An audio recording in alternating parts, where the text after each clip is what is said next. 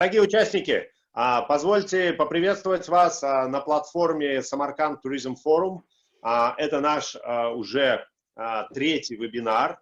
Значит, для тех, кто впервые с нами, я в двух словах расскажу, что представляет из себя наша инициатива, наша платформа. Samarkand Guides Forum начал свою деятельность в январе этого года с грандиозного события в городе Самарканд. Это очень веселый, радостный, интересный город, столица Шелкового пути. Мы начали с того, что организовали конференцию для гидов в январе 2000. В связи с событиями, о которых вы сами знаете, мы вот уже как третью неделю запустили серию вебинаров, и у нас собирается все больше и больше участников.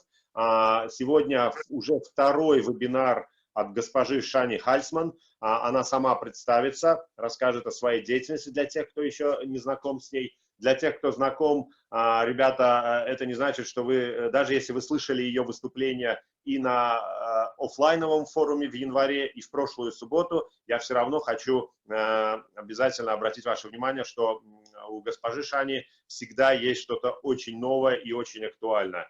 Как помните, Sjannie является практиком туризма. Это не какой-то заграничный спикер, который сейчас будет нам рассказывать, как нам лучше делать наше дело. Sjannie сама занимается туризмом, сама занимается тем, что сопровождает группы и является тур-директором. У нас это называется тур-лидером, да? Но она проводит речные круизы, которые, кстати, включают и наземные, ну, так скажем, туры, поездки, экскурсии в том числе.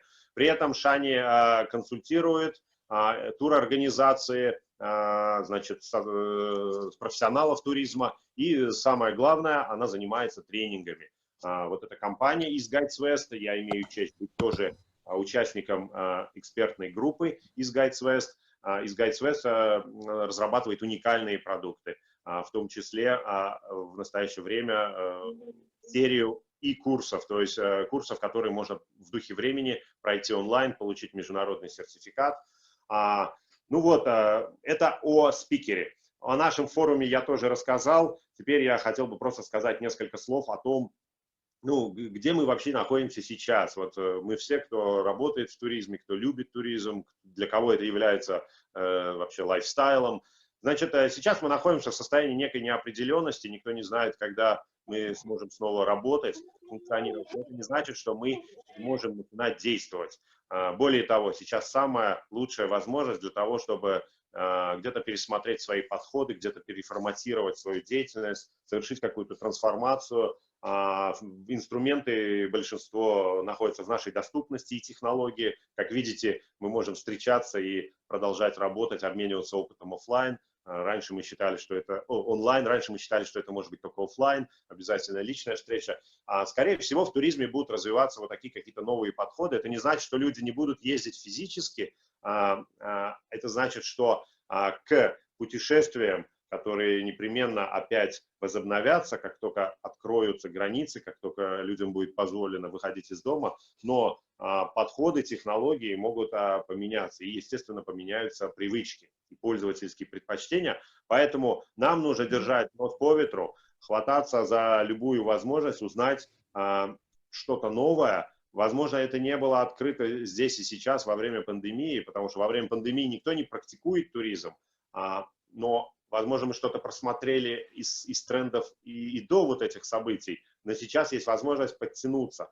И самое главное, мы должны быть позитивно настроены на обязательную победу, прорыв, как только, опять-таки, откроются возможности.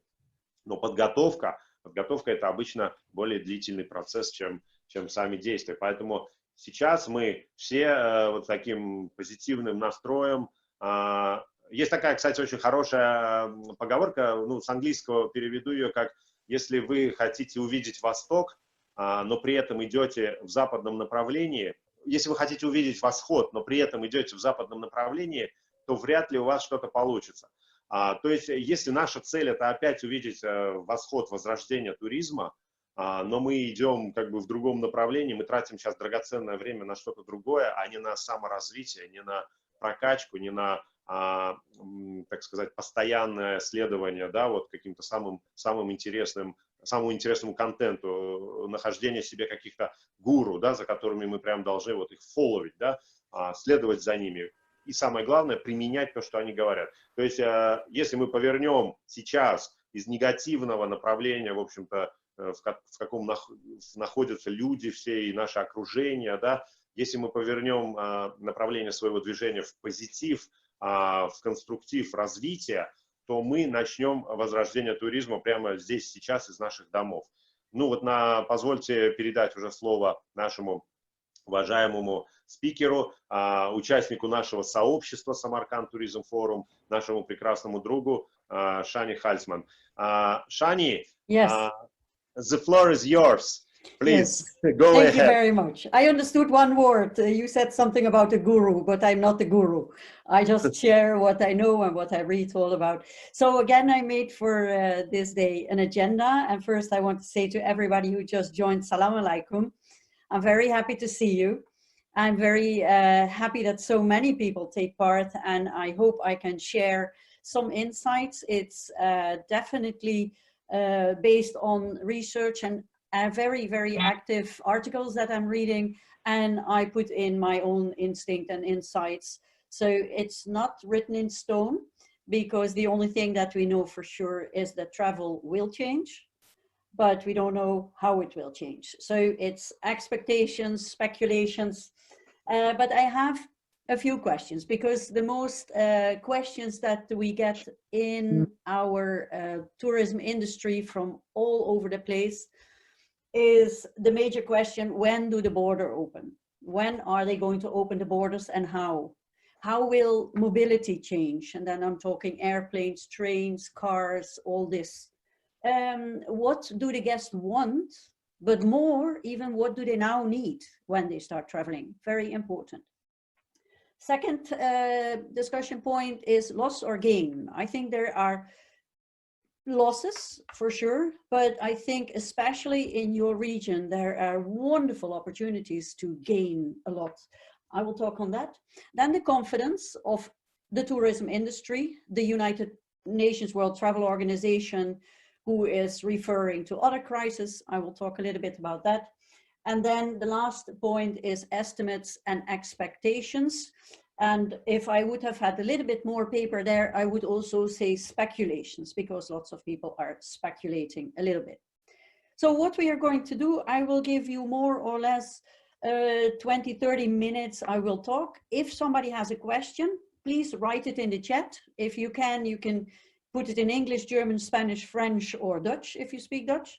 My Russian is a little bit bad, so it's not so good. And then I will answer the questions in English.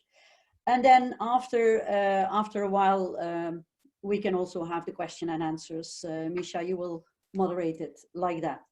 So let me go to point number one, the more important questions. When do the borders open, and how will the borders open? This week I had a very, very long talk with a European minister. He's a friend of mine from when I worked in Maastricht University, and I spoke about the European Union, the borders, the disappointment of many people that all the borders were suddenly closed, and now what's going to happen. It is in Europe very unclear what the rules and regulations for Europe as a whole are. There are indications that you can cross the border by June 8. There are indications that other ones are only open at June 28. So it's very, very difficult.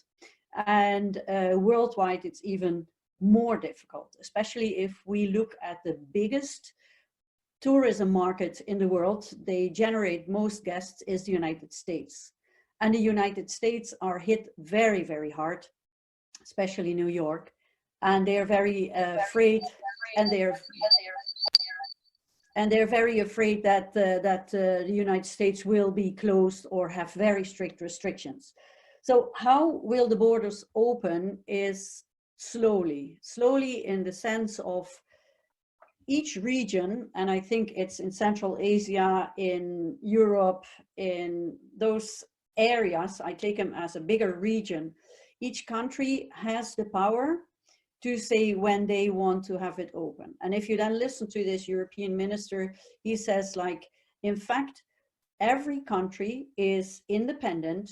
Every country has the borders the way he has, and they are allowed to make decisions on the border. So that means if I'm in Belgium, the Belgian government, which is entitled now to take care of the people in Belgium, they are the ones who decide with the safety team. They have kind of a safety team.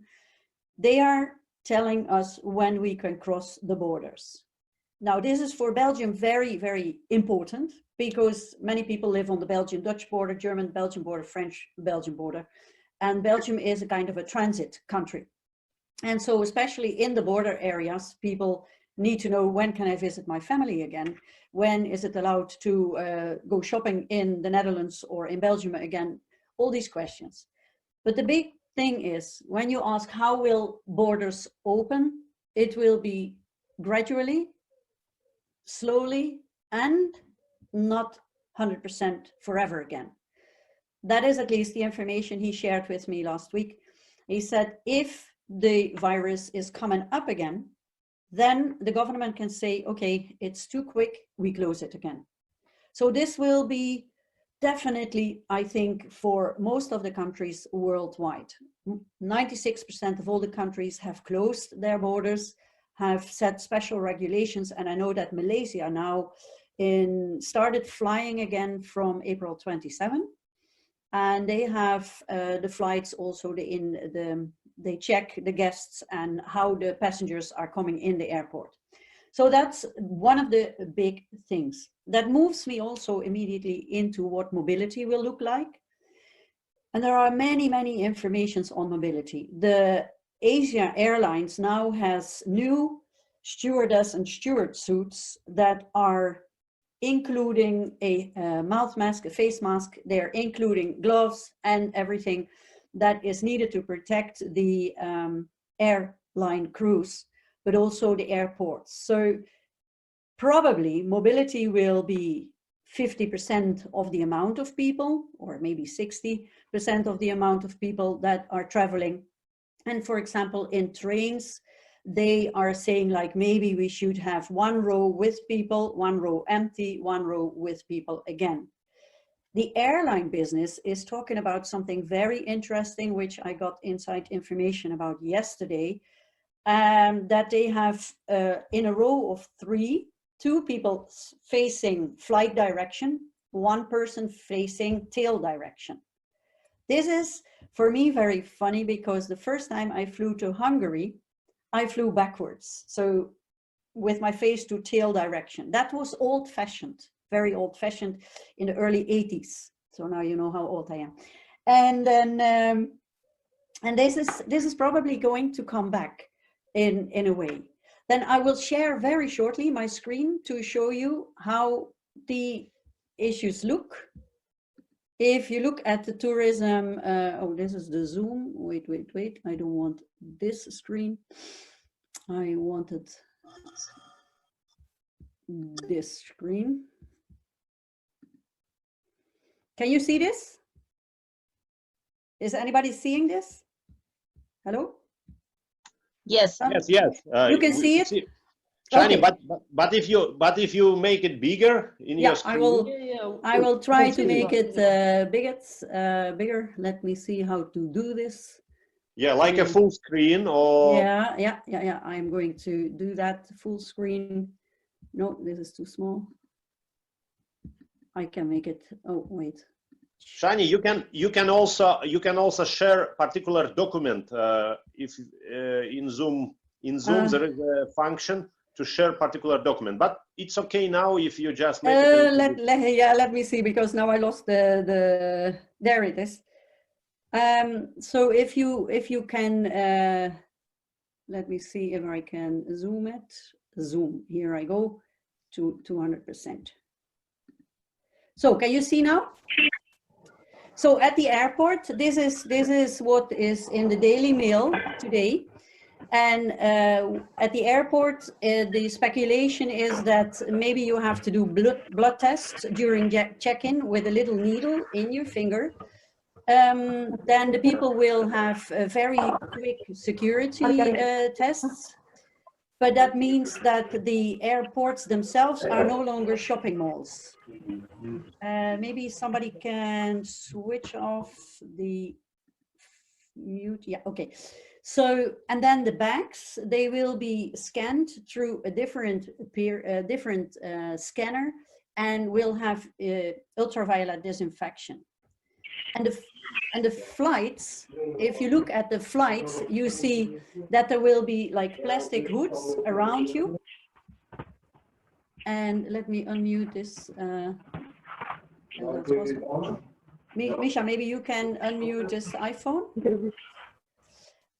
So the plastic hoods will be there, and my husband yesterday came home, and now we already saw the picture that, wait, I need to unmute this guest. I don't know how to do that. Sorry about that. So the plastic hoods are there, then two people are facing in flight direction and one person is looking down. This was normal in early planes, in like end of the 70s. It was still in some older planes used. It's a little bit different, but we didn't have the hoods. So passengers do not need to wear masks then, if we would be able to sit like that. And they will be given disinfectant wipes while boarding. I think this would be a very nice format, because if you have a long haul and you have to cover your mouth for 24 hours to New Zealand, that would be really, really very difficult.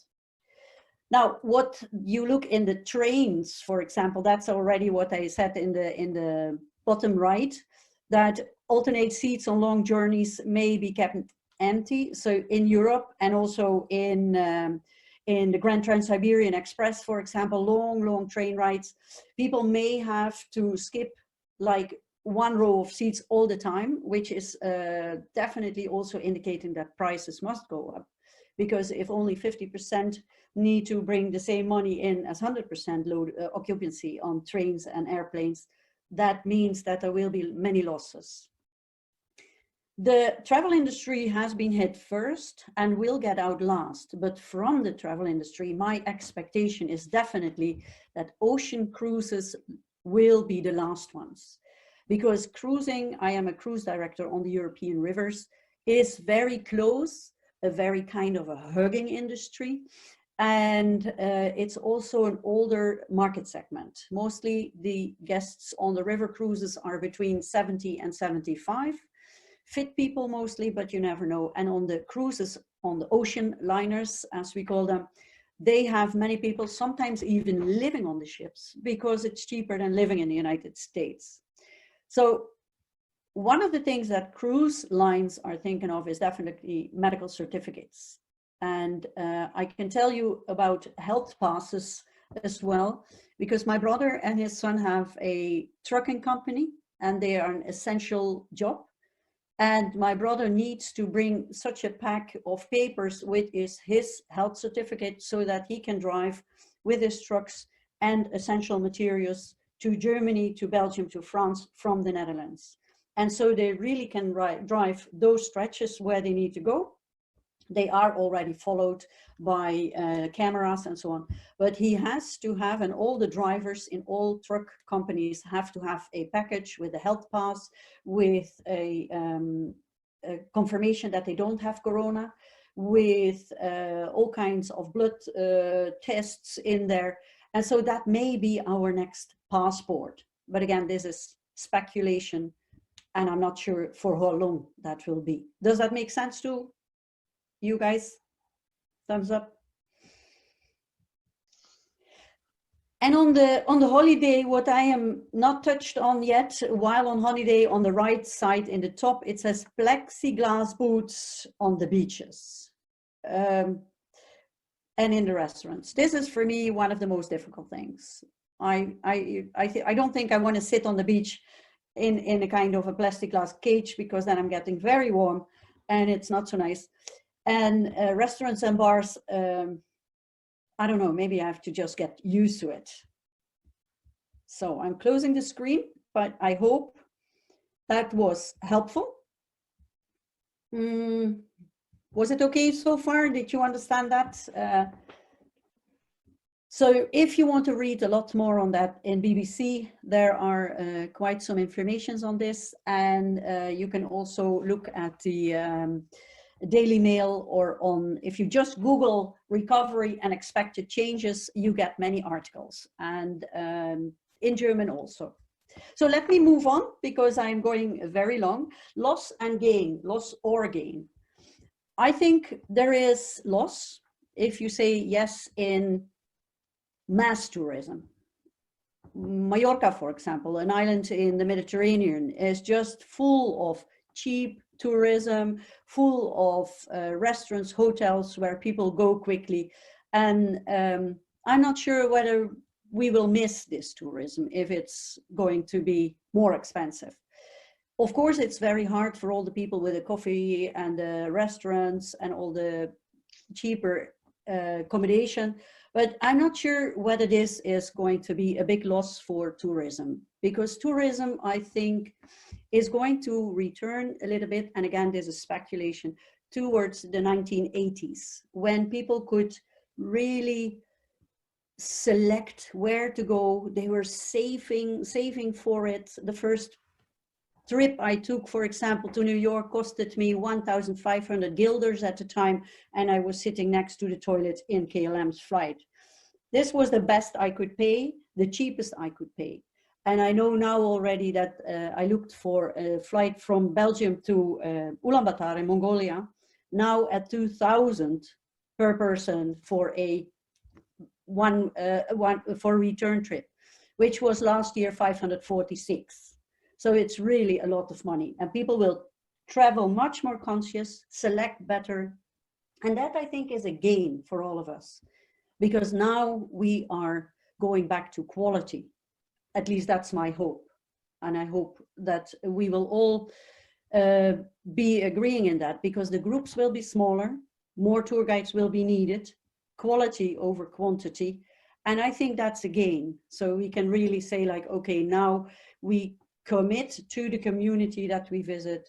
We are going into the surroundings. We will be looking into the nature and get a much deeper immersion with the country and the culture that we visit.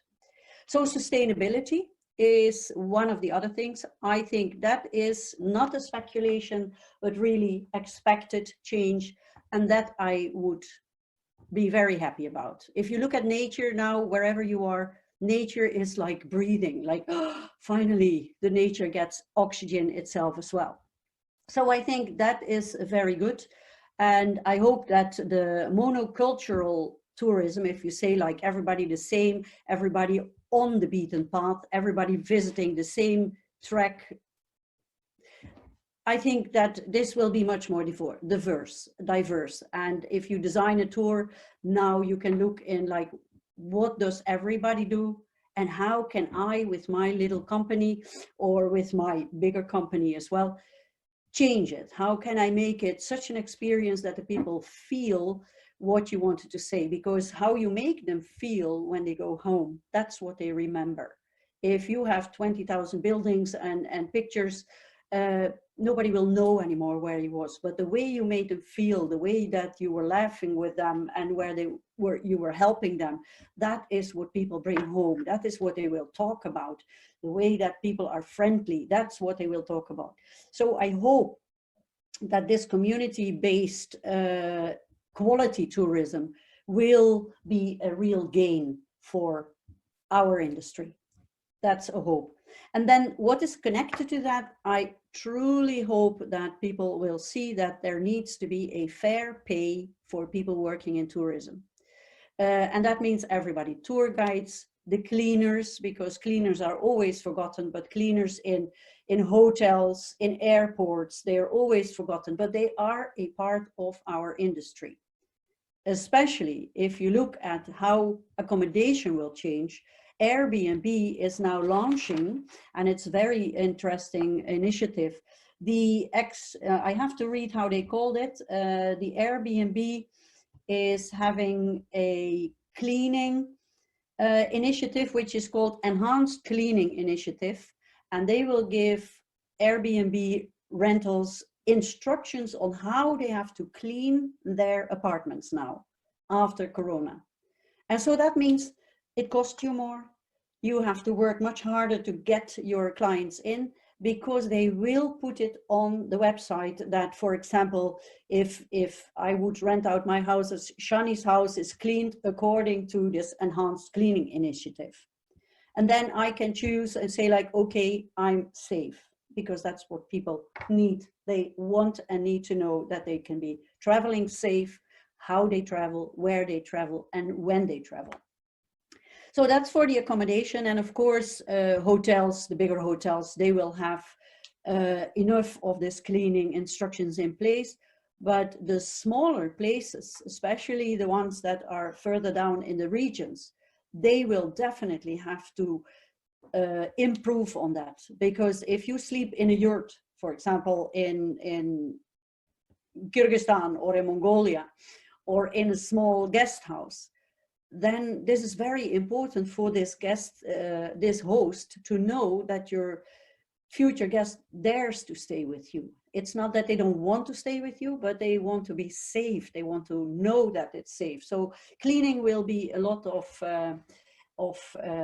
attention, will get a lot of attention. And I hope fair pay for cleaners, tour guides, for people working in restaurants, for the servants in restaurants. If you look at the tables that are now all divided, I really hope that people will select where they want to go and have quality travel with better prices for all of us.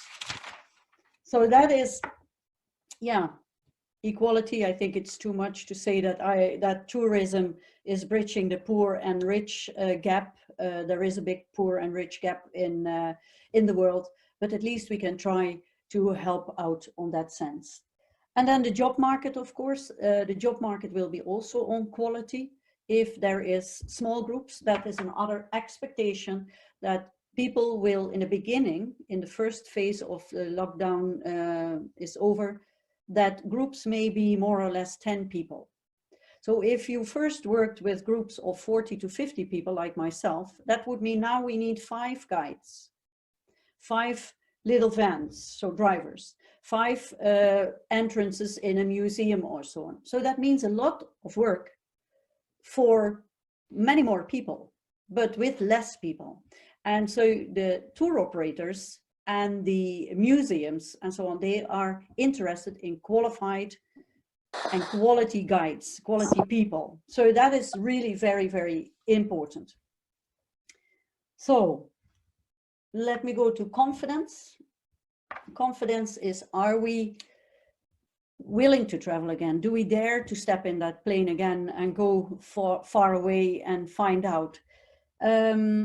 The confidence of the travel industry I take from the United Nations World Tourism Organization, because they refer all the time to the crisis we have had already. And that is, for example, in 2003, when the SARS epidemic was there, the negative revenue was 0.4% for the entire global industry. Then we had the financial crisis in 2008 and 9. Then the drop in revenue in the global industry was -4%. With Corona, they expect, and this is not yet sure because it's not over yet, but they already see that it will be definitely 20 to 30% revenue decrease, which is equal to international travel only $20 to $50 billion. And now I want to nuance a little bit international travel, because international travel can be me traveling from my home to the Netherlands, which is only 20 kilometers to my parents' house. So I don't consider that international travel. Maybe you don't either. But the countries calculate me then suddenly as a foreigner. So I'm from Belgium to the Netherlands. For me, that's not international travel. But most of it is international, regional travel, and then later on the intercontinental travel with long-haul flights. So these numbers are still speculation, and they are looking at the trends of what the industry is going to do. And my expectation, that's my personal expectation, is that we only will know at the end of 2021 what a realistic impression is, because the world is getting out of the lockdown in 3 phases. The first phase is starting soon in June in most of the countries in Europe, and Europe is very hard hit. And then it will be opening up a little bit better until December. If it kicks back, they promise us already they go back to the strict lockdown. But if it's getting safer, then they provision that in June next year, intercontinental travel will pick up again. And then we see how it starts moving, hopefully to get back to the travel industry as the numbers were to 80 to 90% at the end of 2023. And yeah, that's more or less what I would like to say. I have looked in verunterwegs.org. I really like what they are writing. It's a Swiss company writing in German. And they only write about tourism. They are not actually tour operators, tour guides, nothing like that. But they have a kind of a poll that they write articles. And they say that especially in recovery and expected changes, they say that people will take time to travel again, to select where they want to travel, and especially link to their home country. So if you work in tourism, then you can also see like, okay, I'm here, let's say in Kyrgyzstan, which is the 2nd highest country in the world, and there's only people coming from the Netherlands where there's no mountains at all. I have to prepare for this group that doesn't know so high mountains. So this would be very nice. Then they also say, and I really hope that will be again for all of us, that we will have a better exchange with the community. So better understanding about the food, the respect to the visited country, because lately in the last few years with all these people just jetting over the world, drinking in Mallorca, and this is now generalizing, I'm excusing this myself for that, but just to make the picture right for you, that is not very respectful to the culture of the people there. In Amsterdam, we have had people there just like not able to live anymore, in Vienna and in Bruges as well, so many tourists. And so the respect to the host and the rights of the people that work in the tourism in their home country, that is hopefully also something that is going to be much more fair to each other and with more respect. Then what also they expect is that people will refrain from big restaurants and maybe from chains. I'm not so sure about that, but it would be nice if we bring our tour groups in real small places where there's nice restaurants. And experiences with all the travels that we have done with EastguidesWest and as tour guides, people like to be in smaller places and eat where the locals eat and buy where the locals buy, which is first of all cheaper for the guests because it's not always a kind of an artificial place, but it's also very good for the local community income. So you can involve the people that live there and give back to them. Because if I go to the cruises, for example, especially the ocean liners, everything is done on board of the ship. The people are offloaded on an island, beautiful island, but they walk through streets that are owned by the cruise lines.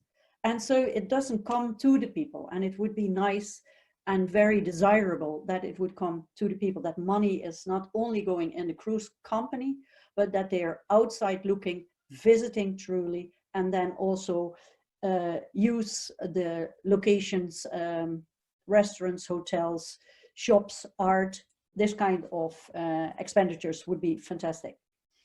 And then of course, sustainability, respect for the environment, and they think from Ver Unterwegs, and I tend to agree that long haul travel will be a gift again.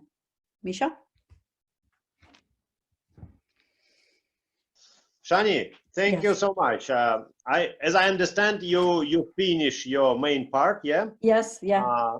And it was a really great observation of what is going on now in tourism with with different facts.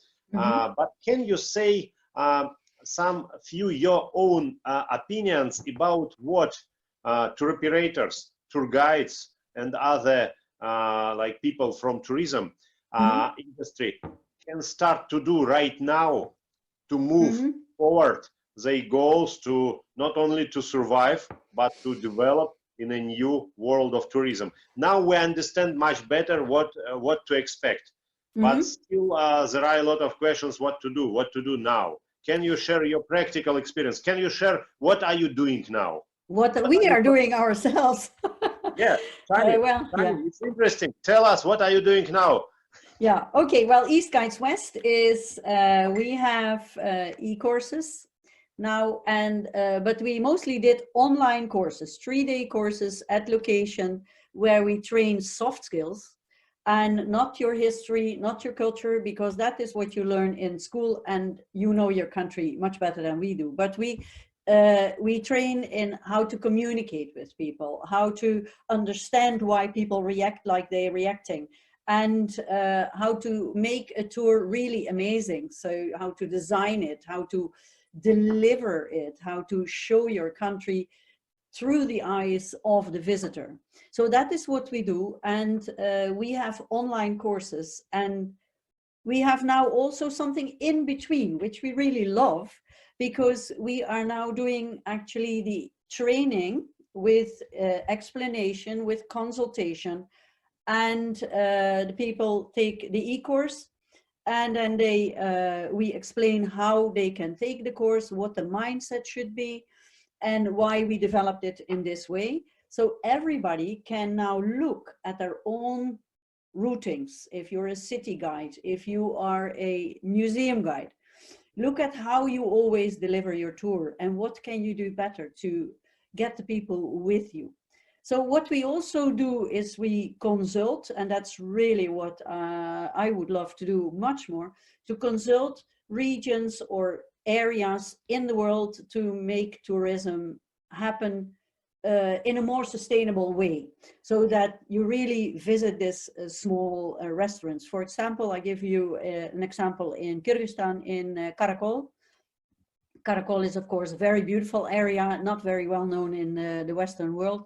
But there is a very small restaurant, and it's called the Fat Cat. And I'm sorry if I'm now making a promotion for this, but she bakes cakes and makes coffee the way the Kyrgyz people do. And it's very small. You can only have there, I believe, 10 or 12 people. This kind of restaurants is jumping in my head immediately when we do consulting, because this is where local people go. This is where you sit and they see like, oh, they sure are not from here. And people start talking, hey, where are you from? Why are you visiting us? And what do you like? Do you like it? And they will share, the guests will be getting information from people that are sitting there just because it's nice to chat. It's very human. So I think what we do now is setting up our e-courses in such a way that you can take them easily and for a very reasonable price. Then we are doing our consulting, we're setting that up, and we work around the clock with writing articles, with doing these webinars, with trying to keep track of it, so that we will be able to, well, to reach out to you. EastguidesWest, we want to reach to the East and bridge the cultures. Sjannie, thank you so much. I have another question. Because that's the type of activity you are doing. It's like more consulting and training. But what you are doing now to save your job as a tour director? Do you have any? Do you have any linkage now with your companies? Yeah, for whom you are working. Do you do something to save your connection with your travel or tourism? Yeah, I certainly do. customers. I work for 2 big American cruise liners on the European rivers, and this Wednesday we had a virtual drink together Wednesday evening from 6 to 7. The whole team from Portugal, because I work on the Portuguese rivers for them and the Spanish rivers, and we were all invited. We were sharing what we are doing, how we are preparing our tours, as a tour director, I always have like 14 to 19 days. So my whole tours are now, the storyline is sharpened. I have exactly what do I want to tell here, what do I want to tell there, how do I tell it? And I keep in contact with my office colleagues because the office colleagues are very important. They have a very difficult situation now also. They are facing layoffs. It's a kind of a roulette for them. They have very difficult situations. I have seen many people already being dismissed. And so I call them mostly once every 2 weeks to just ask them, can I help you? Is there something we need to do to improve our tour when it starts again? How do we think about putting the people in the restaurants and in the ships? So I definitely do. That's the most I can do. I contact my colleagues, my other tour directors, the cruise directors, ask them how they are doing, and just chat a little bit with them. Sometimes we nag about what's happening here in Europe, and then we are laughing together and we make jokes again. And we do this kind of social connecting, definitely, without being able to work, because the river cruises are not going to be back at all in 2020, and I am still doubtful whether they will start next year in March, April. Thank you, Sjannie, so much. Let me check. Do we have? Oh, still we don't have any request for the question to you. I have another question to you, and I think it will be useful for many participants. Sjannie, you during your presentation this time and even last time, you have used sustainable tourism term several times. I'm not sure everybody is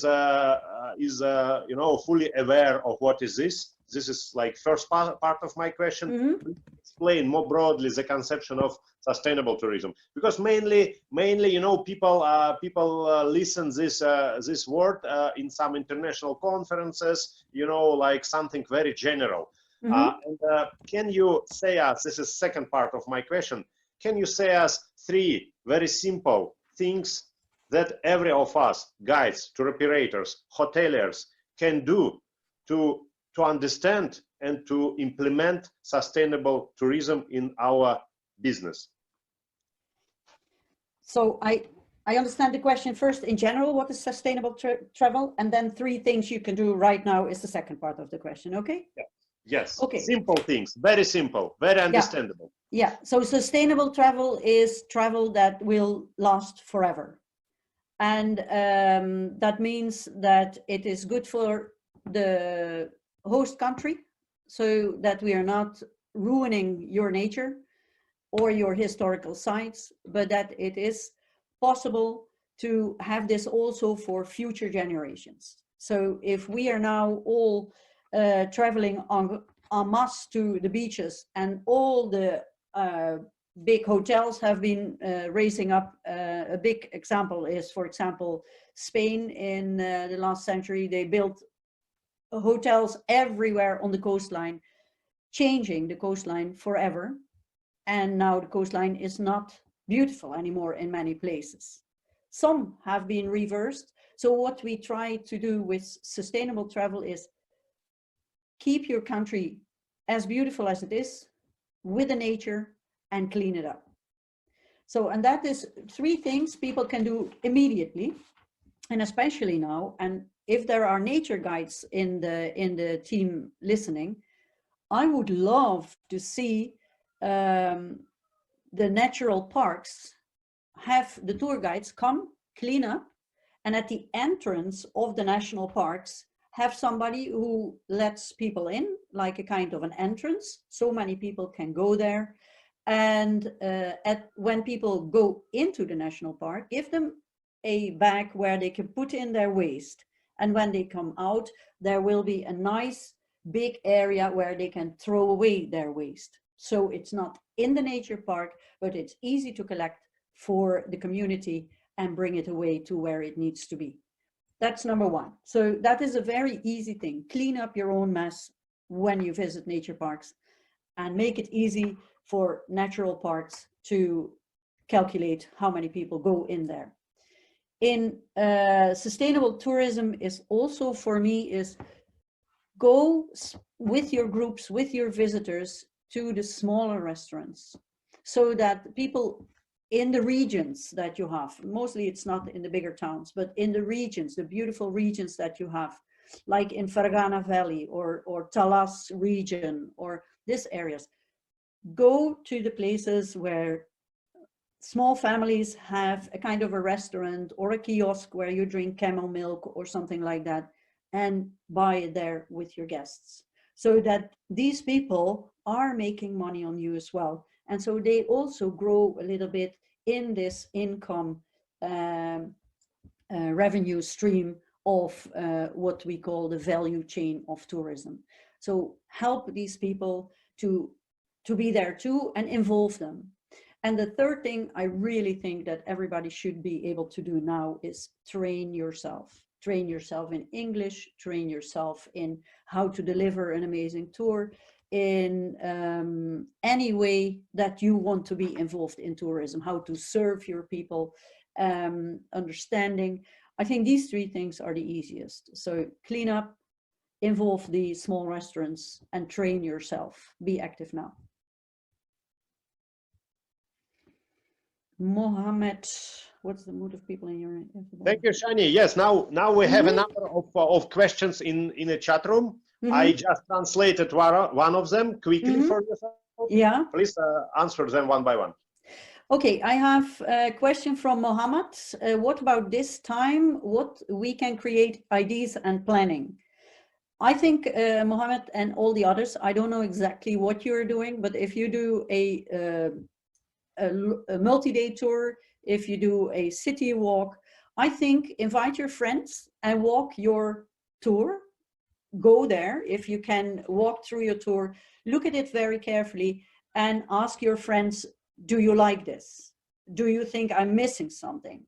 Can I improve? Would you buy this tour? If you would buy this tour, how much would you be prepared to pay? That is, I think, one of the easiest things to do. Also, look back to what you have done before. What have people said about you? Were they happy? Were they not so happy? And if you then see that people have always been happy about your smile, so to speak, and never happy about your choice of restaurants, then go back to your reviews, see which is the most positive, but also honestly the most negative thing, and take it as a gift for you to teach yourself, to train yourself on your reviews, so that you have a kind of a review-based information. And that would be, I think, one of the things you can do immediately now. Don't sit at home and think like, I don't make any money. It's the same here. We have no money coming in at all from our regular work in that sense. So, but think creatively, think outside the box, ask people to help you with it, and they will like to do that. So I hope that is a good answer, Mohammed. If that's so, you just give me a thumbs up. Other question, what is the mood of people in your environment? If the borders are conditionally open tomorrow, are they ready for travel this year? Yes and no, I must say yes and no. There are many people, they even call it revenge tourism. And revenge means when you've been angry at somebody, you will come back and hit them on the head. I think it's very strange to read this about revenge tourism, because if I cannot travel today, I'm not going to be angry and tomorrow I go.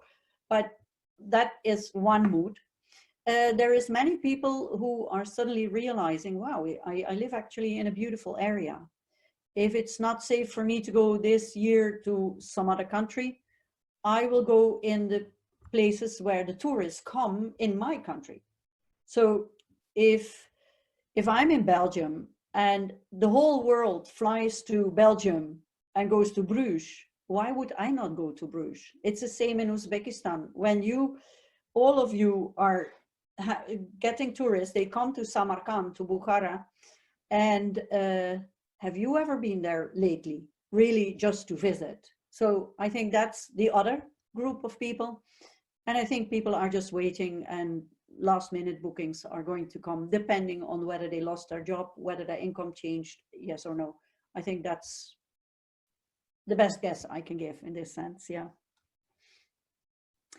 From Arab worlds to, yeah, Sjannie, we have another question. Upper, yeah. Mohammed, you said perfecto, very nice, good, from Arab worlds, thank you very much. And then Veronica, unfortunately, I'm not aware of the system of education of tour guides, cruises, crew members, etc. But in Russia, you have to pass through special course, not for free, certainly, yes, that's okay, to get the license. What expectations should we have in the sphere of education in tourism? It's another question belonging. What expectations should we have in the sphere of education in tourism? Veronica, thank you for this question, because I think it's very important to invest in your own education.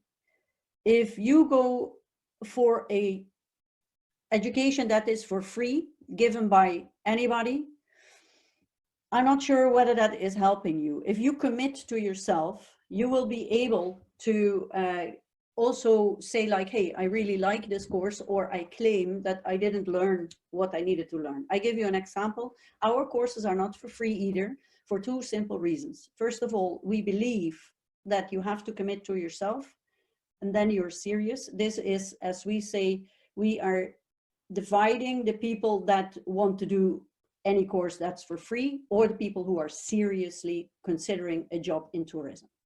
So we want the ones that are seriously considering a job in tourism.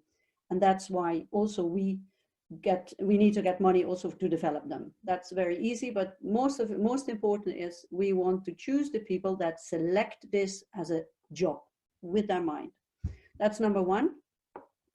And what the expectations should we have in the sphere of education in tourism? I think there is, and I'm now almost finishing another course on tourism in how to go about with groups. I even forgot the text, the title of my my thing, but it's really about what do you need to know, so you have skills that you learn in school about history, about the culture of your country, but also about your language, the language you are working in.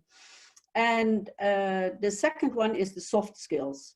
So I think in the sphere of education in tourism, especially looking forward, now with all this pandemic and the fear of health, you have to be very well aware how to stay healthy on tour, how to keep your people safe, but definitely also how to keep yourself safe.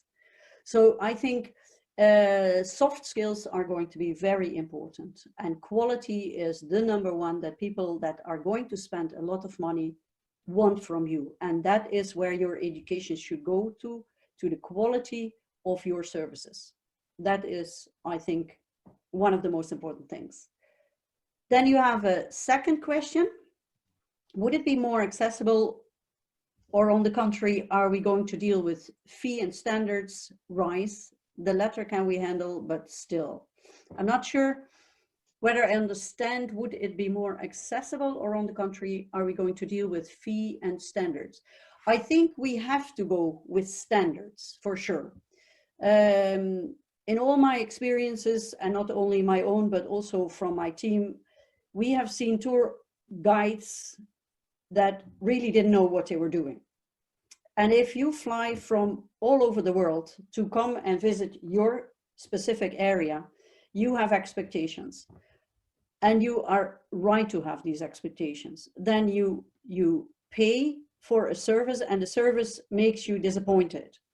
I think that many people are going for very low tourism prices, and then they are expecting first-class service. This doesn't match with fair pay. So I think, yes, choose for quality and fair pay. And then you don't need to go for the top of the bill, but definitely don't go for the lowest, because that is lowering down the whole standard and squeezing in the end the last persons in line, cleaners, regional small hotels and so on. No, I think fees and standards must be and should be up to a certain amount. Yes, for sure. I hope that is the answer for Veronica. Yeah, thank you, Sjannie. We have another question from Svetlana Ivanova.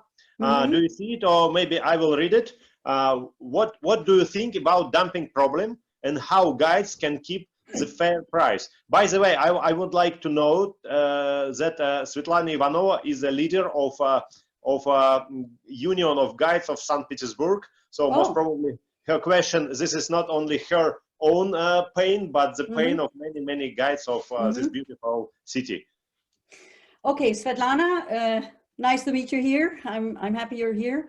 So the question is dumping prices or dumping waste? Can you read the question again, Misha? Because I don't see that question. You can find it. It's upper, a little bit upper. Yeah.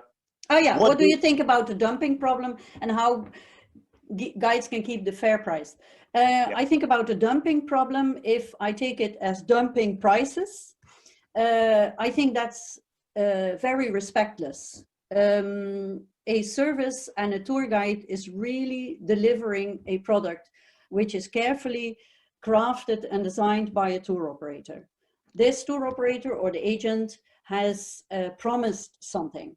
And if then at the end, the one who is the linking pin, if I would like to know, you have on one side, you have the tour operator, the outbound, on the other one, the inbound, they have a guide to meet the guest. The guest is standing in front of you.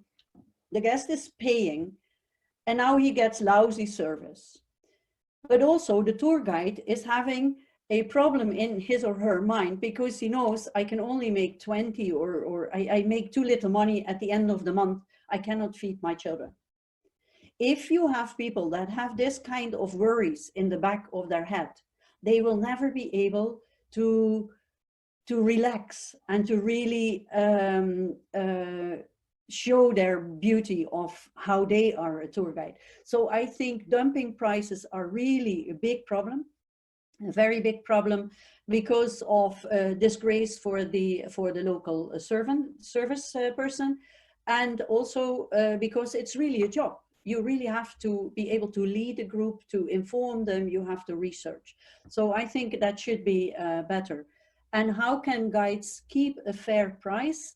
Svetlana, I think, and that counts for everybody who's in the room, a fair price is beginning with saying, no, this is not what I'm going to do, it's too cheap. I always call it maybe I can show it a little bit over here. Can you see when I write here? I call it. Yes, Sjannie, we can. Snip. This is like normal, indifferent,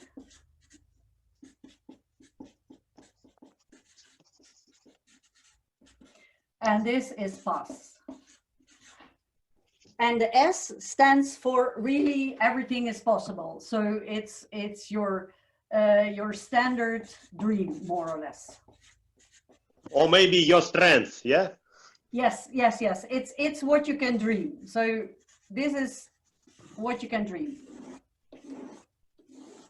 So now you have a tour guide who is offered a tour with, let's say, 12 people, and the 12 people are only prepared to pay €3.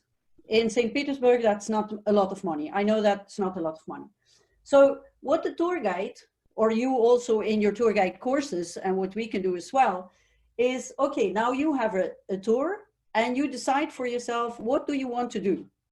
And I give you an example from a Central Asian country. There was a girl in our class in Almaty, and she asked Barnaby and myself, she had a group of Dutch men from the Netherlands, I'm sorry about that.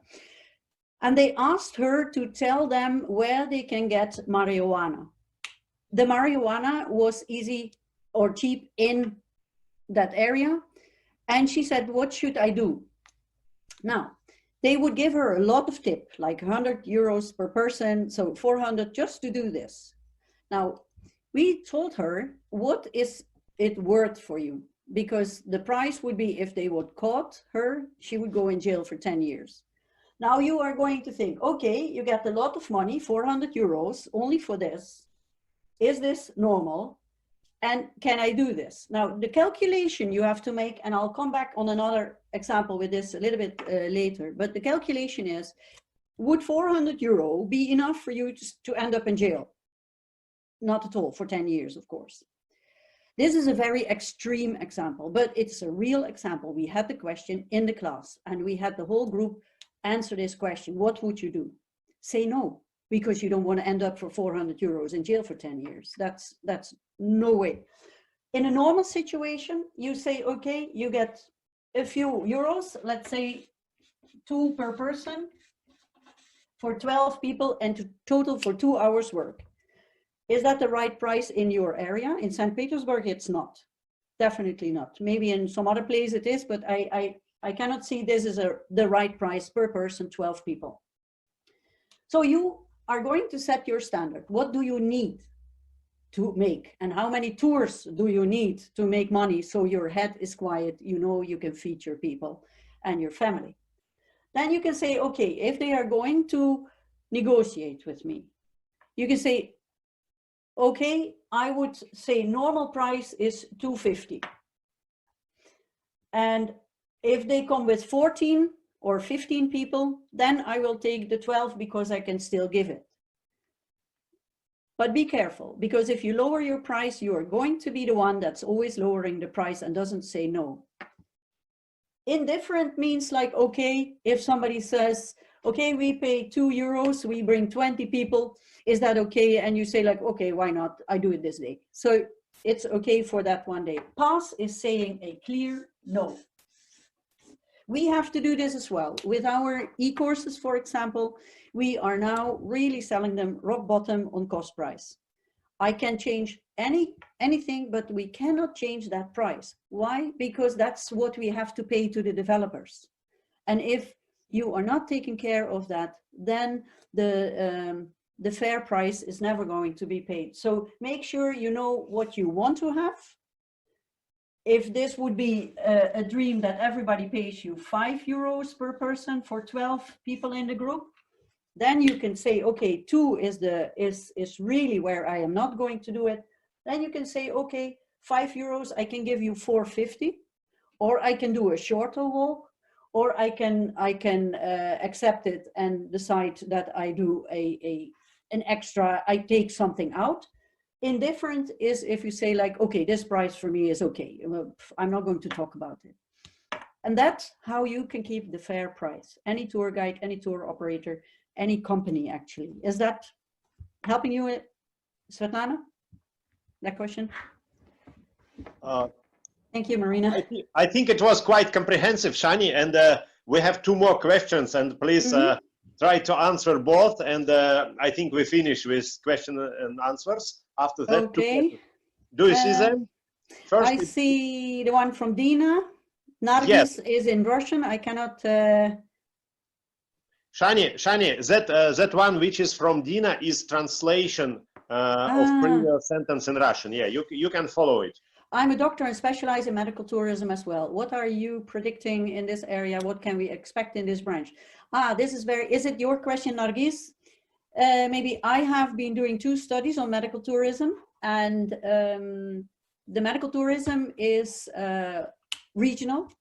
That was already regional, and I think it will remain regional because many people are afraid for complications. If, for example, you have eye surgery and you go to Turkey, because the Turkeys are very, very famous for wonderful eye surgery, and Russia as well. It's much cheaper than in Europe or in the United States. So if you would go to the United States, from the United States to Turkey to have your eyes repaired, then I don't think that's going to happen very much, and it wasn't happening so much also, but in the areas around it, yes, we know from, for example, in Singapore, there's lots of medical tourism from Thailand, Malaysia, Vietnam, and so on. They go to there. The prediction in the area, I am not sure whether I know enough about it now, because it's 4 years ago that I did these 2 researches with big groups.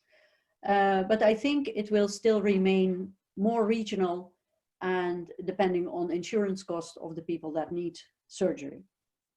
Is that helping you? I hope it does. And then the last question for today. In recent days, I've participated in various webinars with both the tourist industry, HoReCa, as well as wine experts, winemakers, sommeliers, wine trading companies. Unfortunately, there's nothing new to learn. The bottom line is as follows: the crisis brought both challenges and opportunities. The world will change, and tourism as well. Nobody knows how. The main issues for travelers and consumers is safety. That's it. Sjannie, can you please add something more to that? I will try. I am not sure who is this question from, but I like the question. It is a challenge because, as I say in my first part, expectations, speculations. I think very honestly that sustainability will be one of the #1 things that we are going to work on. For me, new would be go with your guests into the nature and do tours where you even have 1 day cleanup. That would be for me something that I would see like, wow, this is a positive effect of the Corona crisis. Also, I think for the restaurants, as I said before, take a chance, go to the smaller places, go to the real bakeries, go to bring people to hairdressers. I can tell you one thing that, for example, is very strange. My husband always goes in strange countries, for us strange countries, to the hairdresser. He loves the experience to go to the hairdresser. And sometimes I have to sit outside because women are not allowed inside. And sometimes I can come inside and they talk to us. This, I think people will start travel, and we are the ones, and that is, if I can add value to that, I think that we as tour professionals, the whole group, we need to educate our guests. We need to tell them we are going to travel sustainable, we will take care of the people, we will bring them money, because that's the whole interest of the exchange, and we will bridge the cultures. We will definitely, for Central Asia and former Soviet countries, lift the filter of fear, because there's so many people that have no idea how you're living there, how beautiful your countries are, how friendly people you are, because you really are very friendly people. And I think that is one of the new tasks of the tourism industry. Educate our guests, make sure that they respect you, make sure that they respect us as professionals, and make sure that you're not going for the easy buck money, easy dollar or euro, because you are hurting yourself and your community. Hope that is okay. Let me see. Yes, the last question was from Sergei Danilov, as it said. Ah, I see it. Yes, yeah. Yeah, very good comment from Muhammad. In my opinion, the countries like Uzbekistan can extend the tourism business because not hit by COVID-19, it's strength point for countries now effective for tourism. I cannot say that it's not hit by COVID, but of course the rate of COVID is much lower than in some European countries. Yeah, and I think one thing that I would like to add, especially to this long question before, is again, and I'm not sure how you can do it, but Central Asia is in no statistic, nowhere. Think big, Silk Road, because that's what people buy, and make sure that you're visible on the map as well, in the United Nations World Travel Organization with numbers. I think you're in a unique, very unique position with your vast areas, your openness, your beautiful nature. You don't even realize how fantastic your nature is.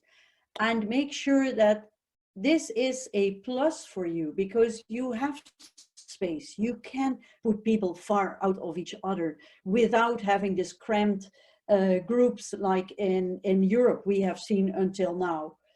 That is not a desirable development. A desirable development is that everybody feels like there's enough people and we can still see the face of the country, feel the country, smell the country. I think if I would have a wish for tourism, that would be my wish, that we would travel like that.